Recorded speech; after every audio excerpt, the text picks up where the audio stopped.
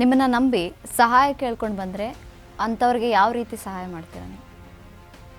ಆ ವ್ಯಕ್ತಿ ಯಾವ ಜಿಲ್ಲೆ, ಯಾವ ಗ್ರಾಮ, ಯಾವ ತಾಲೂಕಿಂದ ಬಂದಿದ್ದಾರೆ ಅಂತ ಕೇಳ್ತೀವಿ.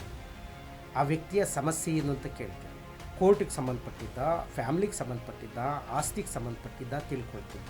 ಕೋರ್ಟ್ ಕೇಸನ್ನು ಹೊರತುಪಡಿಸಿ ಬೇರೆ ಇನ್ಯಾವುದೇ ಅವ್ರ ದೂರ ಆಗಿರಲಿ ಅಥವಾ ಅವ್ರ ಸಮಸ್ಯೆಯಲ್ಲಿರಲಿ ಅದಕ್ಕೆ ನಾವು ಸ್ಪಂದಿಸ್ತೀವಿ. ಯಾಕಂದರೆ ಕೋರ್ಟಲ್ಲಿ ಇರೋ ಕೇಸುಗಳನ್ನು ನಾವೇನು ಮಾಡೋಕ್ಕಾಗಲ್ಲ. ಕೋರ್ಟನ್ನು ಹೊರತುಪಡಿಸಿ ಬೇರೆ ಯಾವುದೇ ಸಮಸ್ಯೆಗಳನ್ನು ತೊಗೊಂಬರಲಿ ಮೇಡಮ್, ಅವರ ಸಮಸ್ಯೆನ ಬಗೆಹರಿಸೋ ತನಕ ಅವ್ರ ಜೊತೆ ನಾವಿರ್ತೀವಿ.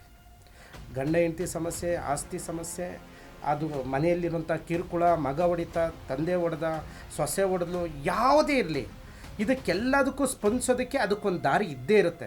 ಅದನ್ನು ಅವ್ರ ಜೊತೆಯಲ್ಲಿ ನಿಂತ್ಕೊಳ್ಳೋದಕ್ಕೆ ನಾವು ತಯಾರಿ ಇರ್ತೀರಿ. ಯಾವುದೇ ಸಮಸ್ಯೆ ತೊಗೊಂಬರಲಿ, ಆ ಸಮಸ್ಯೆಗೆ ನಾವು ಸ್ಪಂದಿಸ್ತೀರಿ. ಅವ್ರ ಹತ್ರ ₹1 ತೊಗೊಳ್ಳದೆ, ಮತ್ತೆ ಒತ್ತಿ ಹೇಳ್ತೀರಿ, ಯಾವ ಒಬ್ಬ ವ್ಯಕ್ತಿ ಹತ್ರ ₹1 ತೊಗೊಳ್ಳದೆ ಅವರ ಕಷ್ಟಗಳಿಗೆ ನಾವು ಸ್ಪಂದಿಸ್ತೀವಿ.